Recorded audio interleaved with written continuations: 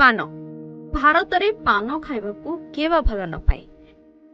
ଏଠାରେ ଭୋଜନ ପରେ ପାନ ଖାଇବାର ପରମ୍ପରା ବହୁ ଶତାବ୍ଦୀ ଧରି ଚାଲି ଆସୁଛି।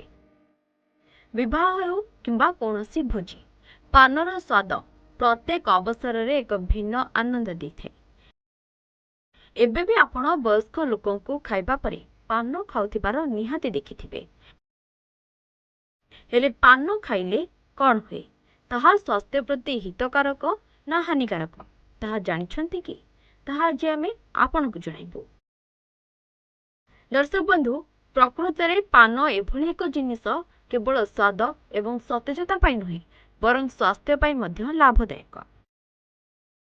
ଆୟୁର୍ବେଦରେ ମଧ୍ୟ ପାନ ପତ୍ରର ଔଷଧୀୟ ଗୁଣ ବିଷୟରେ ଉଲ୍ଲେଖ କରାଯାଇଛି। ପାନ କେବଳ ପାଚନ ପ୍ରକ୍ରିୟାକୁ ସୁସ୍ଥ ରଖେ ନାହିଁ, ବରଂ ପାଟିର ଦୁର୍ଗନ୍ଧ ମଧ୍ୟ ଦୂର କରିଥାଏ। ଏହା ପାଟି ସଫା କରିବା ଏବଂ ଶରୀରକୁ ଡିଟକ୍ସ କରିବାରେ ମଧ୍ୟ ସାହାଯ୍ୟ କରେ।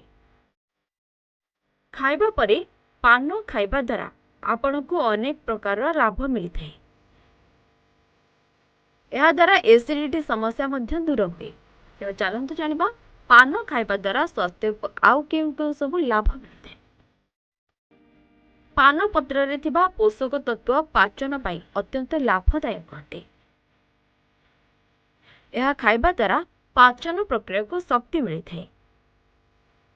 ପେଟ ସହିତ ଜଡ଼ିତ ସମସ୍ୟାକୁ ଦୂର କରିବାରେ ମଧ୍ୟ ପାନ ସାହାଯ୍ୟ କରେ। ଆପଣଙ୍କୁ ଜଣାଇବାକୁ ଚାହୁଁଛୁ ଯେ ପାନ ପତ୍ରରେ ଆଣ୍ଟି ଇନଫ୍ଲାମେଟୋରୀ ଗୁଣ ରହିଛି, ଯାହା ଅଜୀର୍ଣ୍ଣ, ଗ୍ୟାସ୍, କୋଷ୍ଠକାଠିନ୍ୟ, ବ୍ଲୋଟିଂ ଏବଂ ଏସିଡିଟି ଭଳି ସମସ୍ୟାକୁ ରୋକିବାରେ ସହାୟକ ହୋଇଥାଏ। ଯଦି ଆପଣ ପ୍ରତିଦିନ ଖାଇବା ପରେ ପାନପତ୍ର ଚୋବାନ୍ତି, ତେବେ ଏହା ଆପଣଙ୍କ ମନକୁ ଭଲ କରିଥାଏ।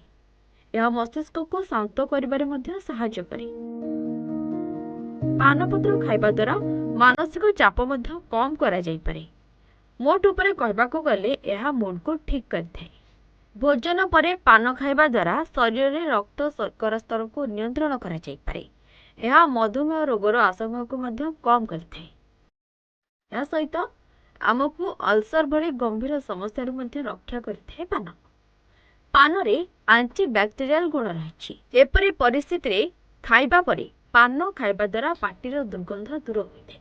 ଏହା ସହିତ ପାନ ଓରାଲ ସ୍ୱାସ୍ଥ୍ୟକୁ ଉନ୍ନତ କରିବାରେ ସାହାଯ୍ୟ କରିଥାଏ।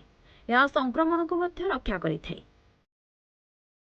ପାନ ଏକ ପ୍ରକାର ମାଉଥ ଫ୍ରେଶନର ଭାବରେ କାମ କରିଥାଏ। ତେବେ ଆପଣଙ୍କୁ କହି ରଖୁଛୁ ଯେ ପାନରେ ଟାନିନ୍ ଏବଂ ପ୍ରୋପେନ୍ ରହିଥାଏ। ଏହା ଶରୀରରୁ ବିଷାକ୍ତ ପଦାର୍ଥ ବାହାର କରିବାରେ ସାହାଯ୍ୟ କରିଥାଏ, ଯାହା ଆମ ଶରୀରକୁ ସୁସ୍ଥ ରଖେ। ବ୍ୟୁରୋ ରିପୋର୍ଟ, ସୂଚନା ଟିଭି 24x7।